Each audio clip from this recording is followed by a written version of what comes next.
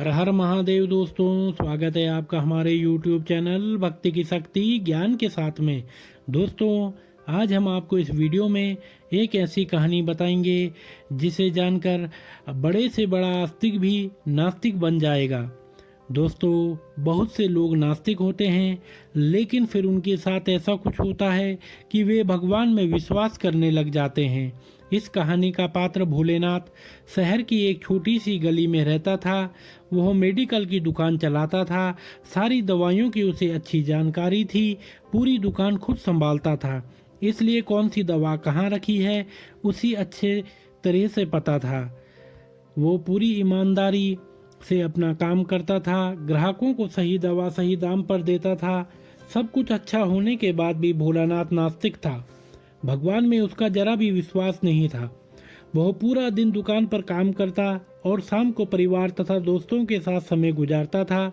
उसे ताश खेलने का शौक था। जब भी टाइम मिलता दोस्तों के साथ ताश खेलने बैठ जाता था। एक दिन वह दुकान पर था, तभी कुछ दोस्त आए। तभी बारिश भी शुरू हो गई। रात हो गई थी, लेकिन सभी बारिश थमने का इंतजार कर रहे थे। बिजली भी चली गई थी।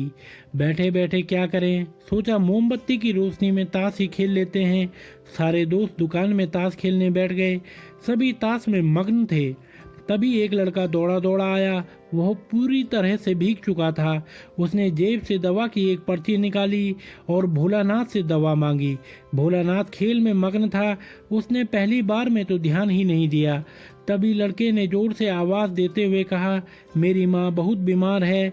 सारी दवा की दुकानें बंद हो गई हैं, एक आपकी ही दुकान खुली है। आप दवा देंगे तो मेरी माँ ठीक हो जाएगी।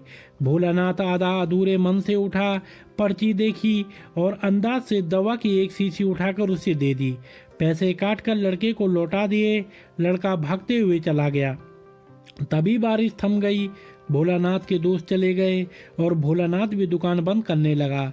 तभी उसने ध्यान दिया कि रोशनी कम होने के कारण उसने गलती से लड़के को चूहे मारने वाली दवा की शीशी दे दी है। भोलानाथ के हाथ पांव फूल गए। उसका दिल जोर जोर से धड़कने लगा। उसकी 10 साल की नेकी पर मानो जैसे ग्रहण लग गया। उस लड़के के बारे में वो सोचकर तड़पने लगा। सोचा यदि यह दवाई उसने अपनी बीमार माँ को दी होगी तो वो अवश्य मर जाएगी। लड़का बहुत छोटा होने के कारण उस दवाई को तो पढ़ना भी नहीं जानता होगा। एक पल वह अपनी इस भूल को कोसने लगा और ताश खेलने की अपनी आदत को छोड़ने का निश्चय कर लिया। पर यह बात तो बात के बाद देखी जाएगी। अब क्या किया जाए। उस लड़के के पता ठिकाने भी तो वो नहीं जानता था। कैसे उस बीमार माँ को बचाया जाए। सच कितना विश्वास था उस लड़के की आंखों में। भोलानाथ को कुछ सूझ नहीं रहा था। घर जाने की उसकी इच्छा अब ठंडी पड़ गई। दुविधा और बेचैनी उसे घेरे हुई थी। घबराहट में वो इधर उधर देखने लगा। पहली बार उसकी नज़र दीवार के उस कोने में पड़ी जहां उसके पिता ने जिद करके भगवान श्री कृष्ण की तस्वीर दुकान के उद्घाटन के वक्त लगाई थी। तब पिता ने कहा था, भगवान की भक्ति में बड़ी शक्ति होती है। वह हर जगह व्याप्त है और हमें सदैव अच्छे कार्य करने की प्रेरणा देता है। भोलानाथ को यह सारी बात याद आने लगी। आज उसने इस अद्भुत शक्ति को आजमाना चाहा। उसने कई बार अपने पिता को भगवान की तस्वीर के सामने हाथ जोड़कर आंखें बंद करते हुए पूजा करते हुए देखा था। उसने भी आज पहली बार कमरे के कोने में रखी उस धूल भरे कृष्ण की तस्वीर को देखा और आंखें बंद कर दोनों हाथों को जोड़कर वहीं खड़ा हो गया। थोड़ी देर बाद वह छोटा लड़का फिर दुकान में आया। भोलानाथ के पसीने छूटने लगे। वह बहुत अधीर हो उठा। पसीना पोंछते हुए उसने कहा, क्या बात है बेटा, तुम्हें क्या चाहिए। लड़के की आंखों से पानी छलकने लगा। उसने रुकते रुकते कहा, बाबूजी बाबूजी, माँ को बचाने के लिए मैं दवाई की शीशी के लिए भागे जा रहा था। घर के करीब पहुँच भी गया था। बारिश की वजह से आंगन में पानी भरा था और मैं फिसल गया। दवाई की शीशी गिरकर टूट गई। क्या आप मुझे वही दवाई की दूसरी शीशी दे सकते हैं बाबूजी। लड़के ने उदास होकर पूछा। हाँ हाँ, क्यों नहीं। भोलानाथ ने राहत की सांस लेते हुए कहा, लो यह दवाई। पर उस लड़के ने दवाई की शीशी लेते हुए कहा, पर मेरे पास तो पैसे नहीं हैं।